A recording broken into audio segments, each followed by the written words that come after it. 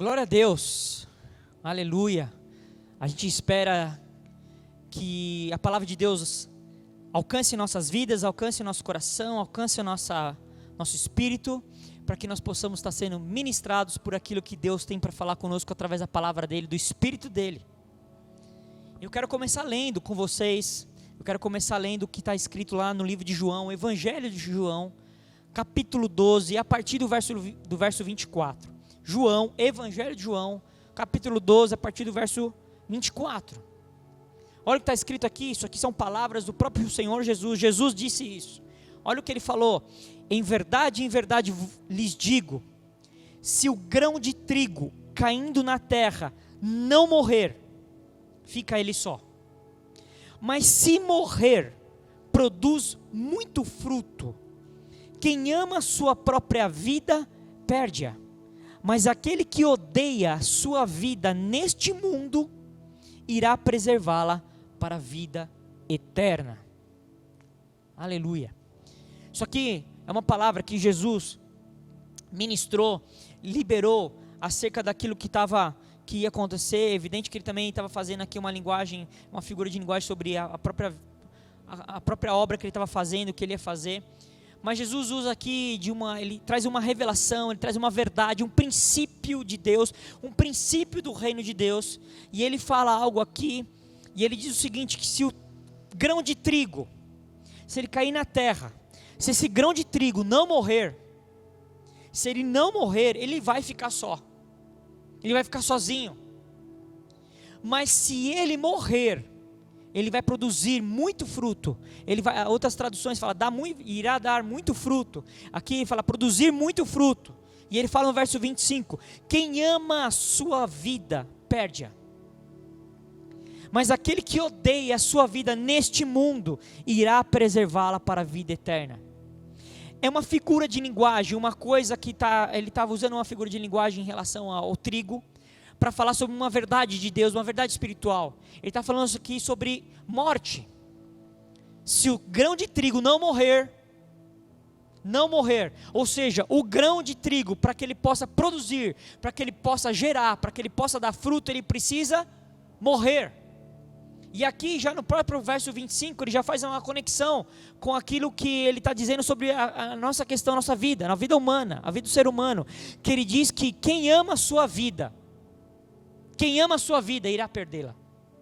Mas quem odeia a sua vida neste mundo, não é a se odiar, não é odiar a si mesmo, eu me odeio, eu não sou nada, eu não presto, não é se odiar, é odiar o seu estilo de vida, o estilo de vida humano, o estilo de vida carnal, o estilo de vida sem Deus. Se você não odeia esse estilo de vida neste mundo, se você não odeia, você vai ter uma dificuldade. Mas se você odeia, a Bíblia diz que você vai preservar a sua própria vida para a vida eterna.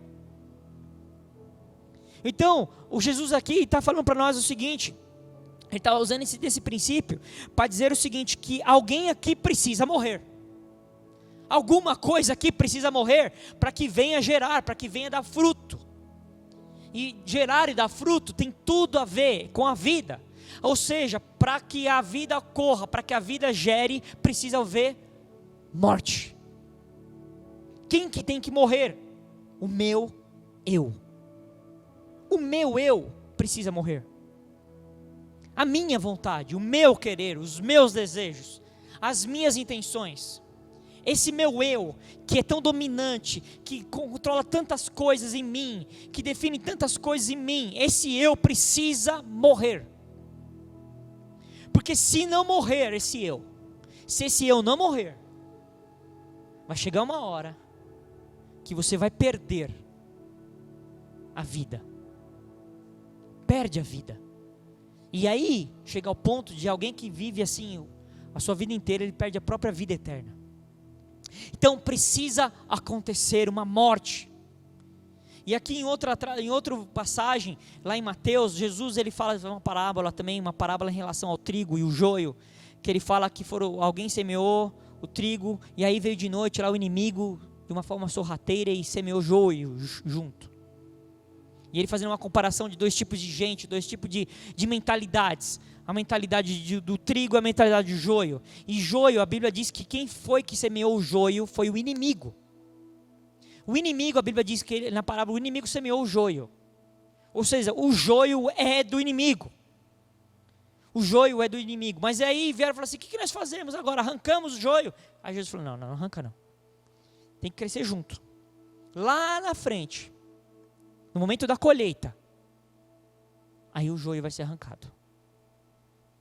É lá que o joio vai ser arrancado. Mas o joio e o trigo, eles são muito parecidos.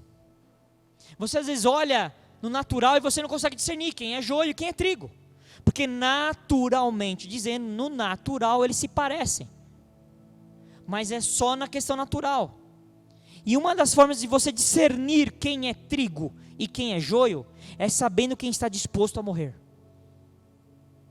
Porque o trigo morre.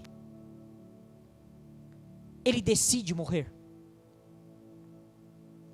Então, para você discernir, às vezes, quem é joio e quem é trigo, você tem que ver se quem está disposto a morrer. Quem está disposto a dizer não para você mesmo.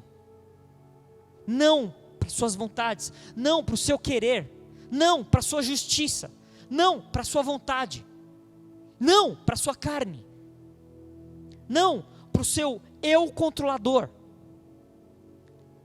Essa é a diferença do joio e do trigo. O joio não, o joio quer dominar. O joio quer continuar mandando, vivo, no controle. Precisa haver uma morte, porque na morte vai haver fruto. A Bíblia diz aqui, que quando ele morre, ele produz muito fruto. Com a morte se produz fruto. E eu quero tratar hoje sobre isso, sobre o fruto.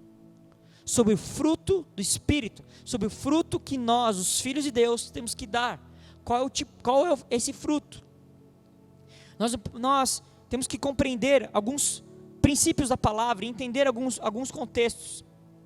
Lá em Gênesis capítulo 1, logo no comecinho, no verso 11, a Bíblia diz assim: e Deus disse que a terra produza relva, ervas que deem a semente e árvores frutíferas que deem fruto segundo a sua espécie, cuja semente esteja no fruto sobre a terra.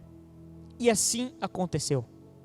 Verso 12: e a terra produziu relva, ervas que davam semente segundo a sua espécie, e árvores que davam fruto, cuja semente estava nele, conforme sua espécie.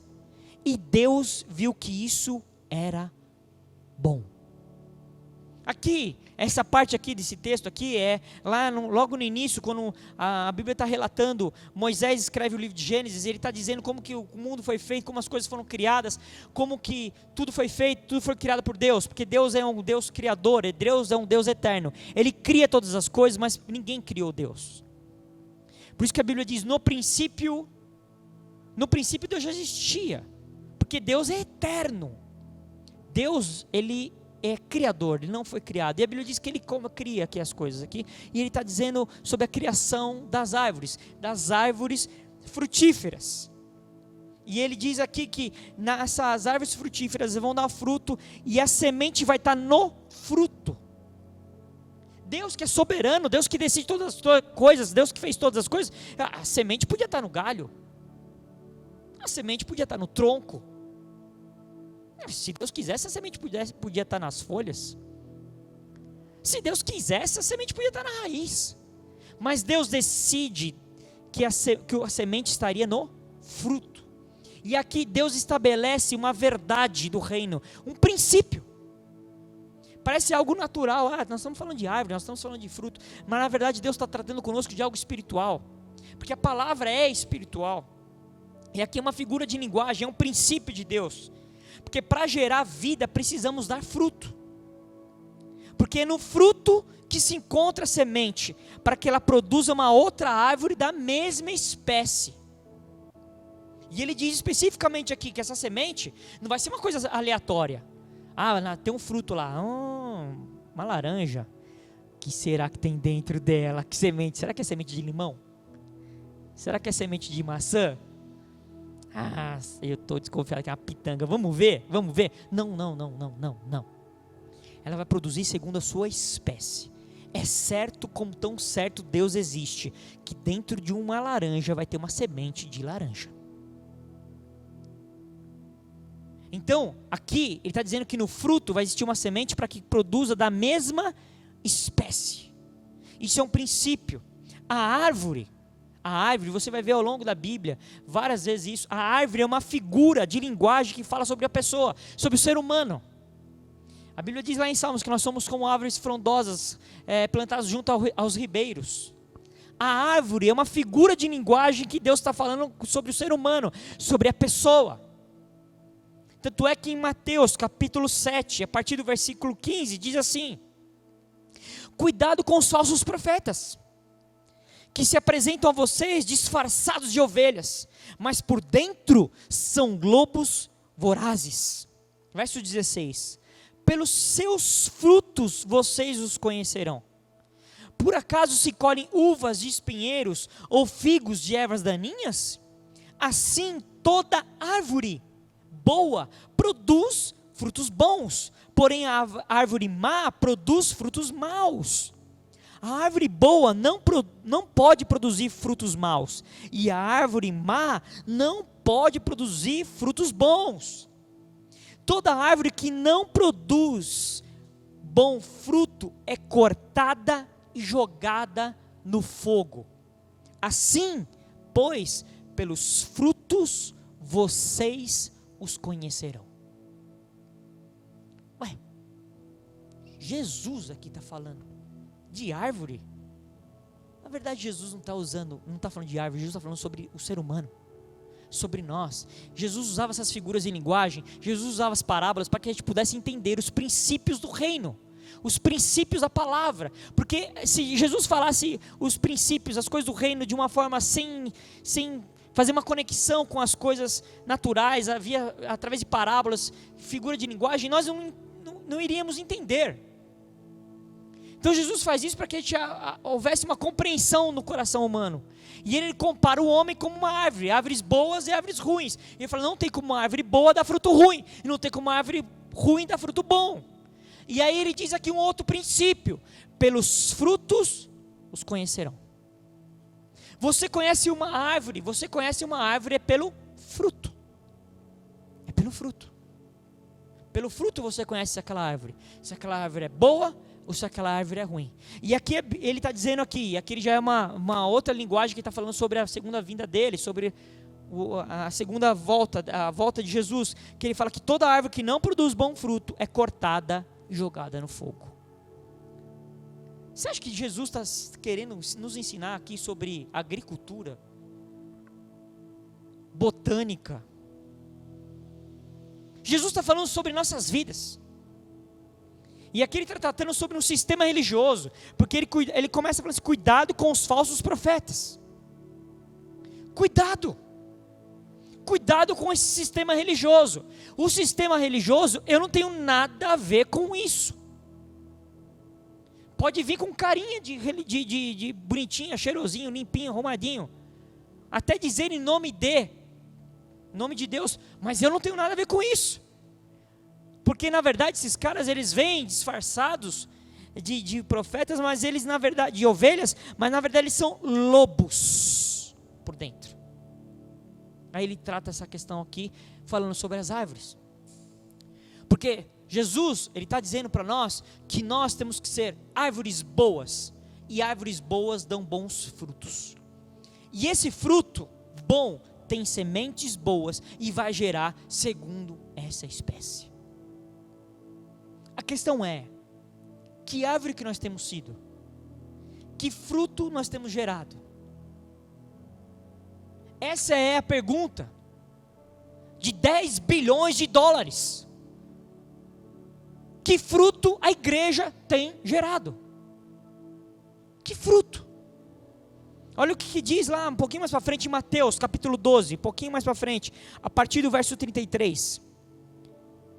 Tornem a árvore boa e o seu fruto será bom, ou tornem a árvore má e o seu fruto será mau, porque pelo fruto se conhece a árvore. Pelo fruto se conhece a árvore. Raça de víboras, como vocês podem falar coisas boas sendo maus? Porque a boca fala do que está cheio o coração. A pessoa boa tira do tesouro bom coisas boas, mas a pessoa má, do mau tesouro tira coisas más. Mesmo princípio, mesma verdade está tratando aqui. Jesus está falando aqui, são novamente palavras de Jesus, Jesus tratando disso. E Jesus está dizendo aqui, claramente, que é pelo fruto que você conhece uma árvore. Não é pelo muito falar dele, não é pelos títulos que ele possui, não é o cargo que ele tem eclesiástico, não é a família no qual o sobrenome ele carrega, não são as posses que ele tem, não é o controle, não são suas amizades, é pelo fruto. Pelo fruto você conhece uma árvore. Pelo fruto é que você conhece uma pessoa. É pelo resultado, porque o fruto é o resultado de algo. É pelo aquilo que ele dá de resultado que você conhece uma pessoa. Em João capítulo 15, a partir do verso 5, Jesus de novo aqui está falando algo aqui. De novo ele está usando algumas figuras de linguagem. Ele está tratando sobre a videira, os ramos, fruto. E ele fala em João capítulo 15, a partir do verso 5. Ele diz assim: eu sou a videira. A videira sou eu.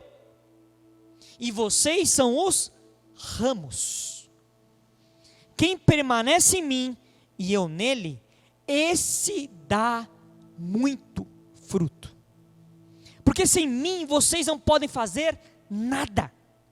Não foram vocês que me escolheram, pelo contrário, eu os escolhi e os designei para que vão e deem fruto, e o fruto de vocês permaneça, a fim de que tudo que pedirem ao Pai em meu nome, Ele lhes conceda.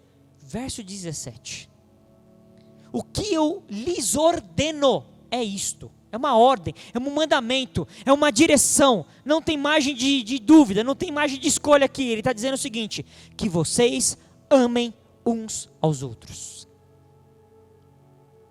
Esse é o tipo de fruto que Jesus espera de nós, que amemos uns aos outros, porque quando nós amamos uns aos outros, quando nós geramos esse tipo de fruto, o fruto do amor, não tem como nós não agradarmos a Ele. E Ele diz claramente aqui: nós somos meros ramos. É que às vezes a gente se acha tanto que a gente pensa que nós somos a videira. Só que o capítulo 15, ele continua dizendo que Ele vem no momento e Ele faz uma poda para quem precisa ser podado, para gerar mais, e corta quem não está gerando nada. Sabe o que ele diz lá na frente? Aquele que não estiver gerando, não estiver dando fruto, ele vai vir e vai cortar.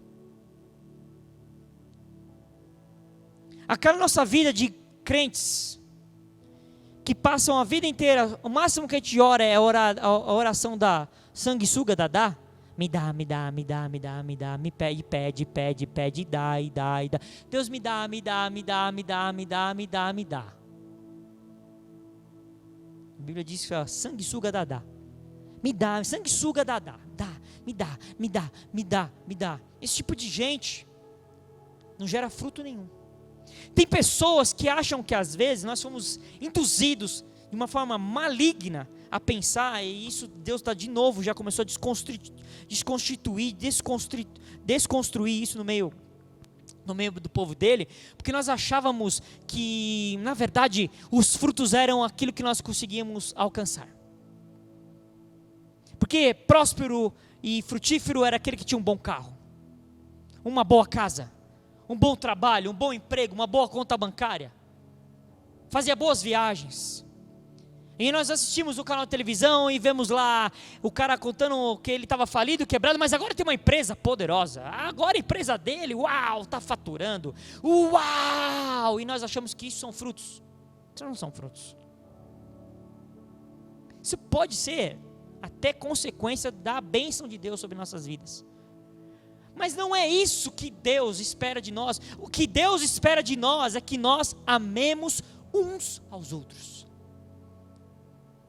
Que nós possamos ser pessoas frutíferas. Todos esses versículos, essas passagens que nós lemos até agora, ele está dizendo que nós temos que dar muito fruto. Não é um frutinho só. E você, eu dei um frutinho, só parei por aí, já achei que tá bom. Era bonitinho. Até que era legal o fruto que eu dei. É até gostoso, acredita? Mas parou por aí, parou. Não. Ele não fala só para dar fruto, ele fala para dar muito fruto. Dê muito fruto, deem muito fruto. É muito fruto, é uma produção, eu fico produzindo, é fruto. O que Deus espera de nós é que nós sejamos ativistas. Isso não tem nada a ver com religiosidade, com quantos cultos você frequenta na semana, quantas reuniões você participa, não é isso. A frutificação aqui é andar conforme Deus quer de nós, conforme o Espírito de Deus. Olha o que diz em Romanos capítulo 8, a partir do verso 5. Romanos capítulo 8, a partir do verso 5. Está dizendo assim: os que vivem segundo a carne se inclinam para as coisas da carne, mas os que vivem segundo o Espírito se inclinam para as coisas do Espírito. Pois a inclinação da carne é morte, mas a do Espírito é vida e paz. Porque a inclinação da carne é inimizade contra Deus, pois não está sujeita à lei de Deus, nem mesmo pode estar. Verso 8: portanto, os que estão na carne não podem agradar a Deus. Vocês, porém, não estão na carne, mas no Espírito. Se de fato o Espírito de Deus habita em vocês. E se alguém não tem o Espírito de Cristo, esse tal não é dele. É uma mesma verdade aqui. E aqui, nessa passagem aqui de Romanos, Paulo falando sobre isso, ele está falando sobre viver na carne e viver no Espírito. E ele está dizendo aqui que viver na carne, aqueles que são da carne, eles se inclinam para as coisas da carne. Os que são do Espírito, eles andam no Espírito e se inclinam para as coisas do Espírito. E ele diz que o andar, o viver na carne, a carne é inimizade contra Deus. Deus não tem nada a ver com isso. Pelo contrário, eu me coloco como inimigo dele quando ando na carne. Isso é muito forte e muitas vezes nós também desconsideramos isso. Toda vez que eu estou caminhando na carne, eu estou me tornando um inimigo dele. Nossa, Márcio, que coisa forte. Não reclama comigo. Se você quiser reclamar com alguém, reclama com quem escreveu isso aqui. Não, mas vamos fazer o seguinte: reclama com quem inspirou aquele que escreveu. Porque essa é uma verdade de Deus. Quem anda na carne é inimigo de Deus. E a Bíblia diz que não pode agradar a Deus. Mas tem um segredo aqui, porque aqui no verso 8 ele fala assim: portanto, os que estão na carne não podem agradar a Deus. Mas no verso 9 fala: vocês, porém, não estão na carne, mas no Espírito. Essa palavra no original, estão na carne, e essa palavra, mas no Espírito, estão e no, é a mesma palavra no original, é a palavra en, com N. E-N, en, é a mesma palavra, é uma preposição no grego, é uma preposição que significa com, em, significa eu estou com ele, nele, significa o seguinte: é uma condição, é um estado que algo que opera do lado de dentro, com, ele fala, significa com dentro. Não é assim, não é do lado. Eu estou com ele, mas aquilo é uma coisa que está dentro de mim. Estou inserido no contexto, estou dentro, com, em. É a mesma palavra. É a mesma palavra no original. Tanto estão na carne como no Espírito. Não é algo esporádico, não é assim, hoje, sabadão, né, mano? Hoje eu vou ficar na carne. Hoje eu vou ficar na carne, velho. Hoje eu vou zoar, mano. Amanhã eu volto pro Espírito. Porque amanhã é domingo, né? Aí dizem, tem uma linha do meio gospel que diz que o dia do Senhor é domingo. Então eu escolhi domingo. Não, domingo eu vou andar no Espírito. Não, não é isso. Não funciona assim. Isso é uma coisa, não é algo esporádico. É algo que você está inserido. Ele está dizendo, aqueles que estão na carne. Ou seja, é algo que faz parte da natureza dele. Ele está inserido naquele contexto. Esses não agradam a Deus. Mas os que estão no Espírito, porque assim, a gente pensa que o Espírito Santo é uma força poderosa, mística, que quando nós vamos num culto chamado culto do Espírito Santo, ele vem e nos dá uma carga elétrica. E acontecem umas coisas místicas. Uau! Aí ele vai embora e até a próxima. Não, a Bíblia não dá nenhum momento alguma referência, porque a Bíblia diz que Jesus, depois que ele ressuscitou, ele esteve caminhando com as pessoas, entre os discípulos, e disse, olha, eu preciso ir agora, subir, porque precisa acontecer um cumprimento de uma palavra, uma profecia precisa se cumprir, que é a profecia que está lá em Joel. Eu preciso subir para que o Espírito de Deus seja derramado sobre toda a carne. Agora o Espírito de Deus, ele não está mais, ele não vem de vez em quando. Ele não aparece quando ele quer. Ele não aparece quando tem um monte de gente gospel num lugar junto. Não. O Espírito de Deus está dentro, habita em nós. Ele habita. É lugar de morada. É lugar de habitação. Não é lugar de visitação. Eu vou, quando é sexta-feira. Porque assim, tem dia que é sexta-feira do Espírito Santo. Nesse dia ele vem. Agora na quinta-feira do Aleluia, não sei, ele fica em dúvida às vezes. Não, eu estou no Espírito. Tanto é que ele diz aqui, Paulo está escrevendo, vocês não são mais esse tipo de gente, vocês não são mais assim, vocês porém não estão na carne, mas vocês estão no Espírito. Vocês estão no Espírito. E ele fala, se de fato o Espírito de Deus habita em vocês. E ele termina, se alguém não tem o Espírito de Deus, esse tal não é dele. Porque se você tem o Espírito de Deus, você está no Espírito. E aí eu aprendi uma coisa, logo no começo da minha conversão, muitos anos atrás, que essa luta, porque a Bíblia diz lá em Gálatas, que existe uma luta, que a carne luta, algumas traduções milita, que essa palavra milita, vem mesmo de uma expressão de militar mesmo, de guerra, de luta. A carne luta contra o Espírito luta contra a carne, eles são opostos entre si. Essa guerra sempre vai acontecer, até a volta de Jesus. Essa guerra sempre vai existir. Quem que vence? E eu aprendi lá atrás, que quem vence essa guerra é quem está mais bem alimentado. Quem eu alimento mais? Se é a minha carne ou é o Espírito? Se eu tenho uma vida na carne dissoluta, posso frequentar todo o culto de domingo, mas se a minha vida é uma vida que eu não estou nem aí com Deus, dissoluto, estou nem aí, não busco, não oro, não me importo, não quero saber, a minha vida não vou mudar, eu tenho a síndrome de Gabriela. Sabe o que é a síndrome de Gabriela? Eu nasci assim, vou morrer assim, Gabriela. Tem gente que é assim, né? Não adianta, eu vou mudar, nunca vou mudar, eu sou assim. Isso é carne, isso tem nada a ver com Deus. Porque quando Deus vem, nos transforma, o meu eu morre, meu eu tem que morrer, o trigo morre, nós temos que morrer para o nosso eu.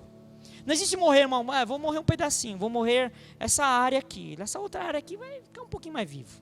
Não existe. Não existe parcialidade no mundo do espírito, no mundo espiritual, não existe.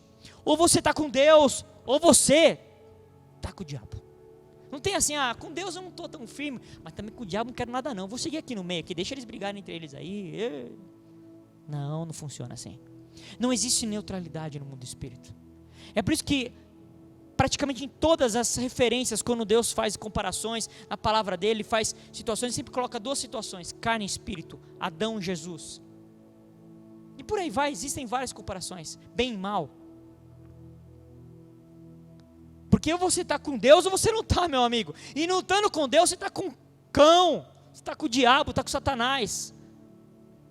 E aqui ele está dizendo aqui, lá em Gálatas capítulo 5, uma passagem que é muito conhecida. Em Gálatas capítulo 5, olha o que ele fala aqui. Em Gálatas capítulo 5, no verso 19. Ora, ele fala, as obras da carne são conhecidas.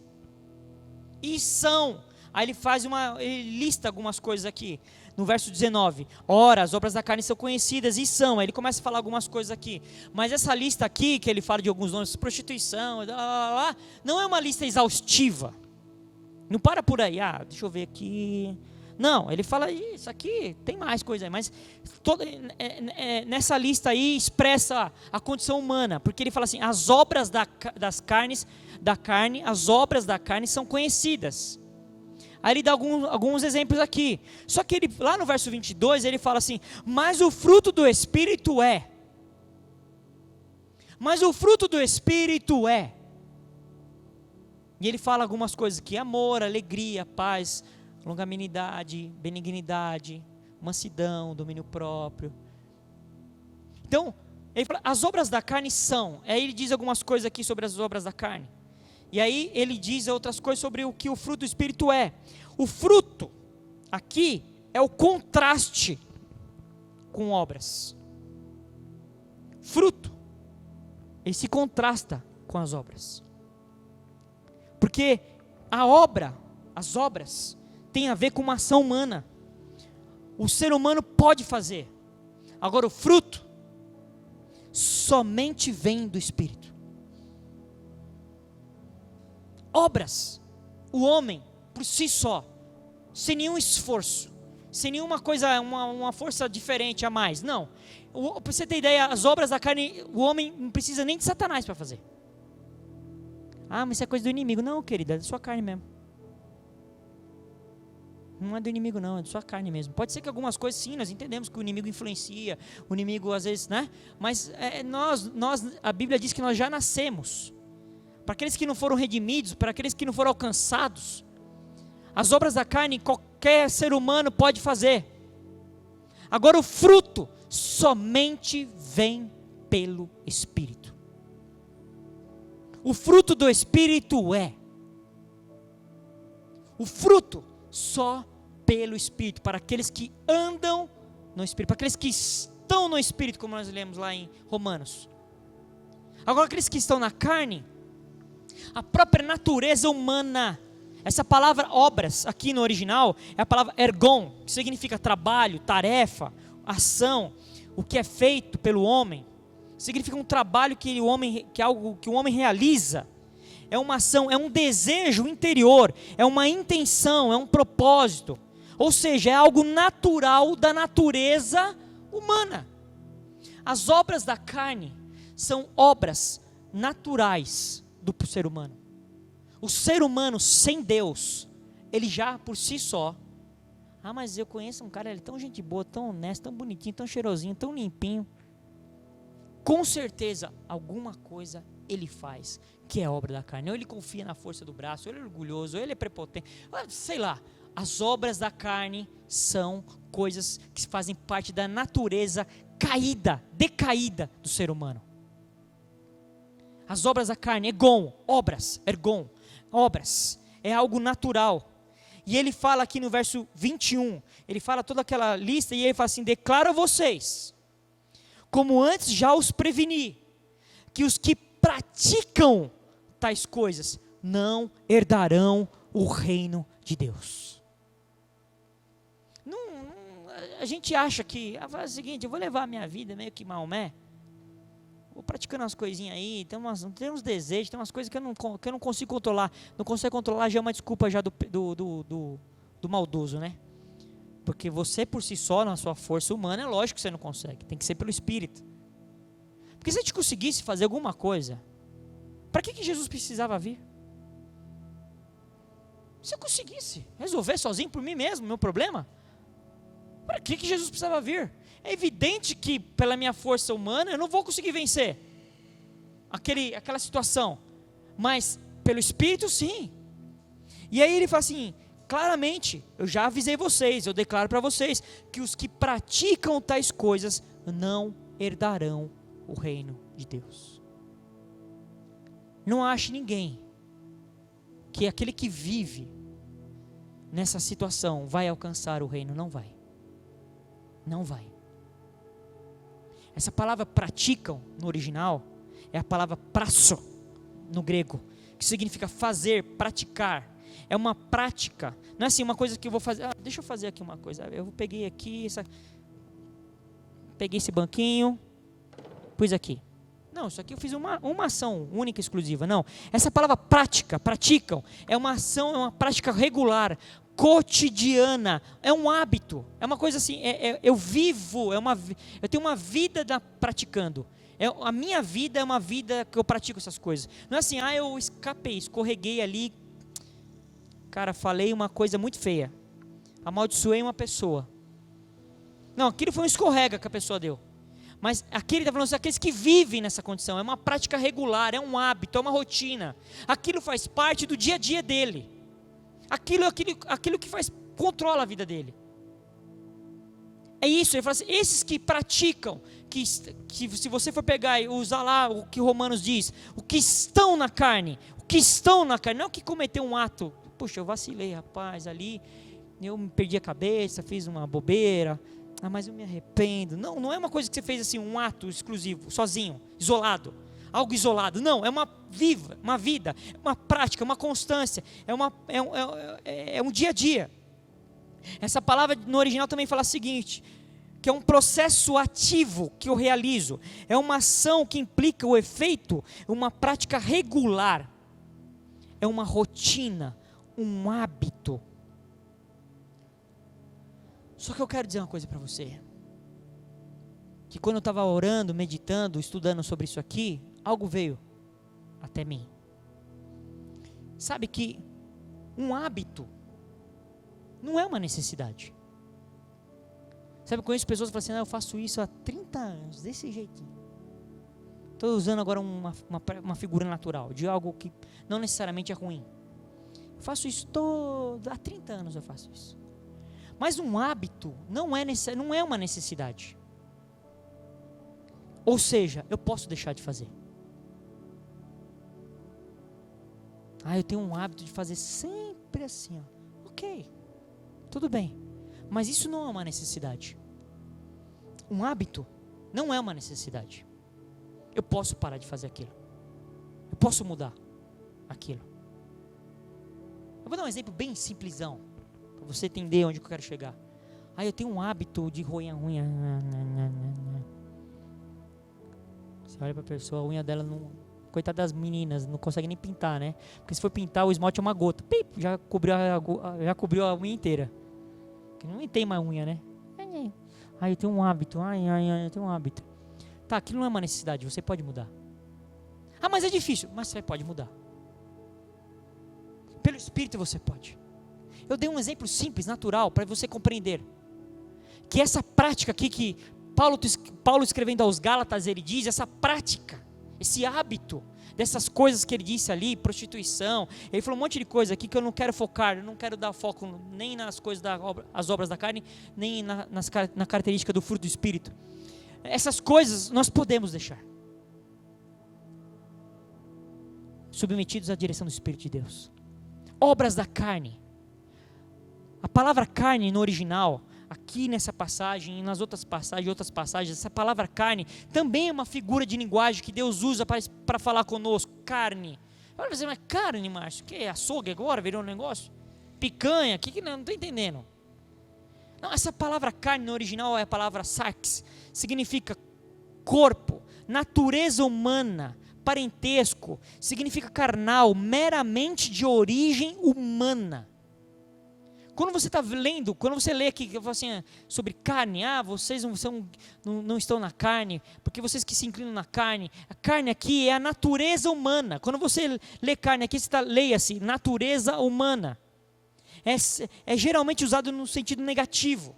No original significa o seguinte, referindo-se a tomar decisões, ações, de acordo com o eu, com o seu eu, isto é, feito a parte da fé, separado de fé, independente da ação de Deus. Isso é carne. O que é carne? Quando eu tomo decisões, eu faço alguma coisa, eu pratico alguma coisa, independente de Deus, separado de Deus, pela minha vontade, pelo meu eu, isso é carne. Por que eu estou fazendo isso? É minha vontade. É o que eu quero. Isso é carne. Isso é a carne que a Bíblia diz. Isso é carne. E aqui no original continua falando mais coisas aqui muito tremendas aqui, para que a gente possa ter entendimento sobre essas coisas. Porque ele está falando assim, porque a carne, o seu carnal, é por definição desagradável ao Senhor. Mesmo as coisas que parecem respeitáveis. Mas se for na carne, se for pela minha vontade, por exemplo, vou dar um exemplo aqui, justiça própria. Às vezes a justiça própria tem uma capinha tão bonitinha, tem uma capinha tão legal. Não é justo isso que eu estou passando, afinal de contas eu lutei tanto para conseguir isso, eu mereço essa situação. Isso é carne. Justiça própria é carne. Justiça própria, por exemplo, às vezes tem uma carinha bonitinha, parece uma coisa respeitável. O que nós estamos mais vendo hoje nas mídias sociais, nos debates que estão por aí, é carne. É todo mundo defendendo sua vontade, o seu querer, o seu direito, a minha vontade, o meu desejo, o meu direito de me expressar, o meu direito de cancelar. Existe até agora um negócio novo aí que estão discutindo aí, a síndrome do cancelamento. Não gostei do que você falou, você é vermelho, cancelo, tu. Não gostei do que você falou, você é azul, cancelo. Não gostei do que você falou, você é esquerda, cancelo. Não gostei do que você falou, você é direita, cancelado. Eu não gostei do que você falou, você é amarelo, você é do meio, cancelo. Porque você está muito cheio do seu eu, muito cheio do seu direito, muito cheio da sua soberba, muito cheio da sua vontade, da sua convicção humana. É carne. E ele fala mais aqui, a carne geralmente se relaciona ao esforço humano sem ajuda. Ou seja, as suas decisões, ações se originam em si mesmo. Ou são autorizadas por você. Isso é carnal. Procede, olha que ele fala aqui no final, quando você vai estudar isso no original. Procede do intocado, do inalterado. A parte de nós, o nosso eu, que foi intocado, ele foi inalterado. Ou seja, Jesus ainda não alcançou aquela pessoa. Ele ainda não foi transformado por Deus. O eu dele, a natureza humana dele, a Bíblia diz que nós temos que matar nossa natureza humana. Essa natureza ainda foi intocada, ainda não foi alcançada ainda. Nós ainda não permitimos que Deus nos alcance ainda. Não foi transformada por Deus ainda. Isso é carne. E Paulo está falando claramente aqui, uma ditomia aqui, uma diferença, carne e espírito. Em Romanos capítulo 8, que nós lemos um pouquinho mais para frente, no verso 29, Romanos 8, 29, fala assim: porque aqueles que já tinham sido escolhidos por Deus, Ele também separou a fim de se tornarem parecidos com seu Filho. Ele fez isso para que o Filho fosse o primeiro entre muitos irmãos. Uau! Que verdade tremenda aqui. Ele está falando assim, que aqueles que Ele escolheu, que Ele já tinha escolhido, também separou. Para quê? Para se tornarem parecidos com o Filho dele, com Jesus. Ou seja, o Pai deseja que nós, os filhos adotivos, que a Bíblia diz que nós somos filhos de adoção, que nós, filhos adotivos, sejamos conformados segundo a imagem de Jesus. Não que a gente ande mais como na carne, mas pelo Espírito, como Ele fez aqui. Porque Jesus aqui na terra, Ele andou pelo Espírito, Ele não pecou. Jesus não andou na carne. Jesus não se inclinou para a carne. Jesus não praticou coisas da carne. A Bíblia diz que Jesus não pecou. Então, o que nós temos que ser? Como a imagem de Jesus, nós temos que ser parecidos com Ele. É isso que Deus espera de nós. É isso que Deus espera das nossas vidas. Que nós sejamos parecidos com seu Filho. Para que a gente desenvolva o mesmo caráter de Jesus. Temos que ter o mesmo fruto que Ele teve, que Ele deu, que Ele gerou. A maior expressão de Jesus é amor. Jesus é amor. A Bíblia diz que Deus é amor. Tanto é que quando nós lemos lá em Gálatas, que nós lemos lá no versículo 22, mas o fruto do Espírito e ele fala amor, alegria, paz. O fruto do Espírito é amor. E nós temos que entender que fruto não é a mesma coisa que dons. Fruto não é a mesma coisa que obras. Porque às vezes as pessoas podem ter até dons de Deus, alguns dons que Deus dá. Deus dá dons para as pessoas. Existem pessoas que têm dons. A Bíblia lista vários dons. Infelizmente, essa é uma outra coisa que a igreja tem deturpado também. Alguns têm deturpado e algumas linhas têm enterrado isso aí. Pensa, não, isso aí não é para... Isso aí já foi. Não é bem isso aí. Não, assim, os dons são para a igreja. Os dons são para a igreja. Para que servem os dons? Os dons têm uma finalidade, para abençoar o outro. O dom, isso não é para eu me glorificar, isso é uma coisa, deixa eu me encher do meu dom, eu tenho o dom de curar, então eu estou com dor de cabeça, cura, legal. Não, o dom serve sempre para abençoar um outro. Por isso que às vezes uma pessoa tem um dom, mas às vezes a pessoa é meio torta, mas Deus, para alcançar o outro, usa aquele tortinho às vezes. Isso não é uma regra, viu? Não vai dizer que eu disse que isso é regra, hein? Ele, para alcançar o outro, ele usa o dom que ele deu para esse aqui para atingir aquele lá, porque ele quer abençoar aquela pessoa. Fruto não é isso, como fruto também não é obra. O fruto, ele é algo que tem que ser cultivado. O fruto é algo que expressa os atributos de Deus, a natureza de Deus. O fruto expressa a natureza de Deus. E uma coisa que fica bem clara aqui, a Bíblia diz que é fruto, no singular. São frutos do Espírito. Assim, não é assim, tem um fruto que é o amor, tem outro fruto que é a alegria, tem outro fruto que é a paz. Não, é um fruto só, que tem essas características. É como se você pegasse uma laranja, cortasse no meio e tem uns gominhos. Para fazer uma figura aqui para entender. É um fruto que ele tem essas características. É um fruto que tem essas características. É um fruto que tem essas características. Ou seja, o fruto é para expressar, eu expresso em mim, através do Espírito de Deus. O Espírito de Deus gera esse fruto em mim, para que eu expresse a própria natureza de Deus. Porque Deus é amor. Deus tem alegria. Deus é o Deus da paz. Deus é Deus bom, bondoso. São os atributos do caráter de Deus. Então o fruto do Espírito em mim expressa a natureza de Deus. A palavra fruto no original é a palavra karpos, que significa uma fruta, é tudo feito numa verdadeira parceria com Cristo. Ou seja, como nós lemos lá em João, um crente, ele é o ramo, nós somos o ramo, e eu por estar unido nele, permaneço nele, que ele é a videira, eu gero o fruto. E esse fruto é gerado não por causa de mim, o ramo, mas por causa da videira. Então o fruto não é meu, o fruto é do Espírito.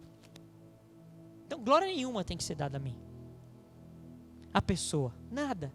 Porque o fruto é do Espírito. É aquilo que se origina ou vem de algo, um efeito, um resultado. Aquele fruto é algo que vem de alguma coisa que dá um resultado. Ou seja, o que é isso? Eu ando com Deus, eu ando no Espírito, e isso gera um fruto. Isso é um fruto.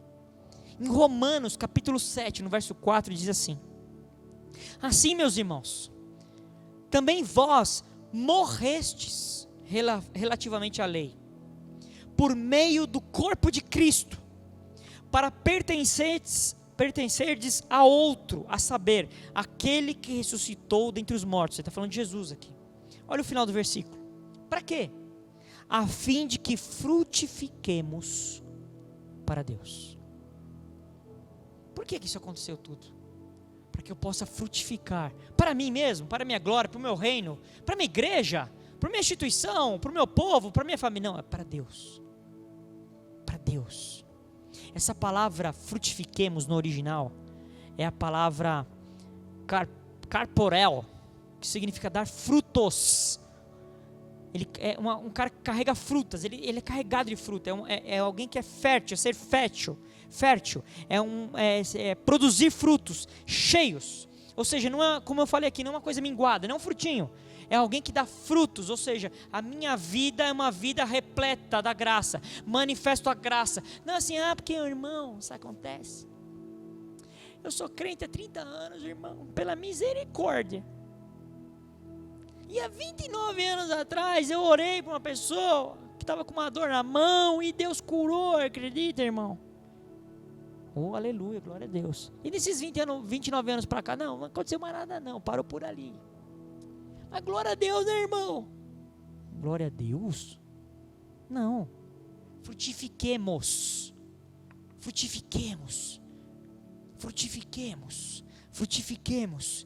Quando nós vamos sendo transformados pela palavra de Deus, através do Espírito.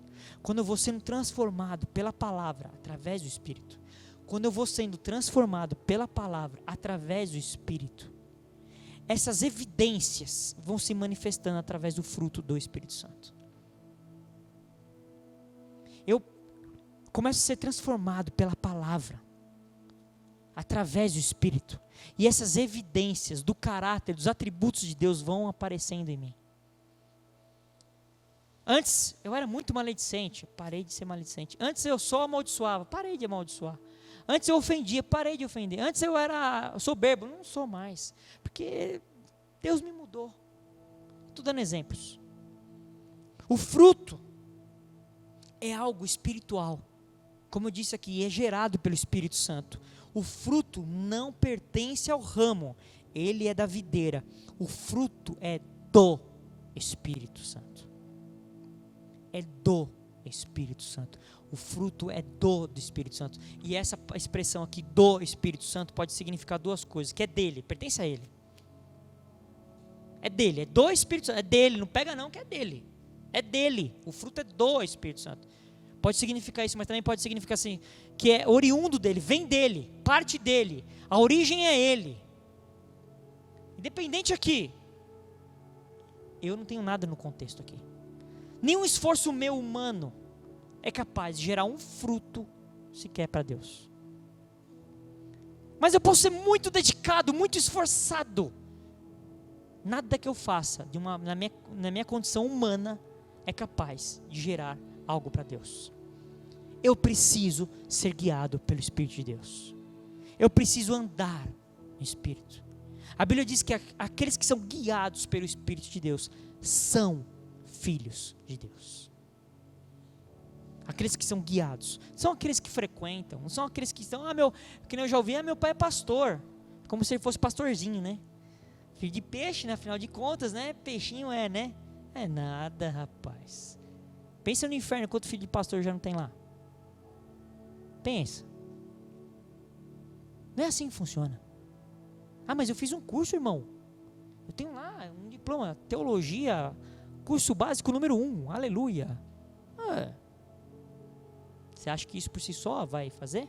Você tem que andar pelo Espírito. Não que essas coisas sejam ferramentas, podem ser até ferramentas de ajuda para você, mas depender dessas coisas, não. Não pode. Quando ele fala do fruto, é porque quando eu decido caminhar com Deus, andar pelo Espírito, ele fala assim, por exemplo, o fruto do Espírito é amor, e se eu amar é porque eu decidi, porque o amor não é um sentimento. Eu estou sentindo, irmão, o amor, está arrepiado, agora eu vou. Amor não é sentimento, amor é uma decisão. Eu decidi não odiar, por isso eu amo, porque ódio é ausência de amor. Você fala assim, não, eu não gosto daquela pessoa, eu não chego a odiar, né, assim também, mas eu não gosto. Toda vez que a gente não ama, a gente está odiando, porque ódio é ausência de amor. Quando eu decidi me alegrar, é porque eu não vou aceitar tristeza. Eu decidi. Eu tenho motivos suficientes, naturais, para andar na tristeza, lamentando, murmurando, mas eu decidi me alegrar em Deus. A paz, por exemplo, é porque eu não concordo em andar com uma desordem interna. Eu não vou aceitar. Uma bagunça nos pensamentos, os sentimentos bagunçam, me tiram do eixo. Tem hora que eu estou assim, eu não aceito. Eu vou andar segundo Deus. E aí vai. Para finalizar, eu quero dizer algo para você aqui. Perceba uma coisa aqui, esse fruto do Espírito, ele não tem nada a ver com barulho, com coisas externas, com manifestações místicas. Amor, paz, alegria, longanimidade, benignidade, mansidão, domínio próprio. Não é barulho. Não é para lá e para cá. Isso não é fruto do Espírito. Pode até ser que o Espírito de Deus se manifeste de algum jeito aí, não vou nem discutir isso aí, não vou nem entrar nessa linha de discussão, mas não é barulho, não são coisas externas, não são coisas assim místicas, não são coisas assim que causam um espanto no contexto, não, são coisas que geram em mim, e porque geraram em mim, eu alcanço os demais, porque Jesus disse, uma coisa vos ordeno, amem uns aos outros. E para terminar, no verso 24 de Gálatas 5, diz assim: e os que são de Cristo Jesus, os que são, não é os que gostam, que simpatizam, os que acham Jesus um cara legalzão, que acham Jesus um profeta, que acham que Jesus é um cara legal. Não, os que são de Cristo Jesus, a Bíblia diz, crucificaram a carne. Não é crucificarão, A-O-T-I-O, é crucificaram, A-M, passado. Os que são de Cristo Jesus crucificaram a carne, com as suas paixões e seus desejos. Verso 25, se vivemos no Espírito, andemos também no Espírito. Se vivemos no Espírito, andemos também no Espírito. Se eu vivo no Espírito, eu tenho que andar também no Espírito. Quando eu vivo no Espírito, quando eu ando no Espírito, eu dou fruto do Espírito. Essa é a nossa verdade. Essa é a realidade do cristão. Essa é a realidade do Filho de Deus. Eu vivo no Espírito, eu ando no Espírito, eu dou fruto no Espírito. Que Deus te abençoe em nome de Jesus, que essa palavra venha mudar a sua vida e alcançar teu coração em nome de Jesus. Amém.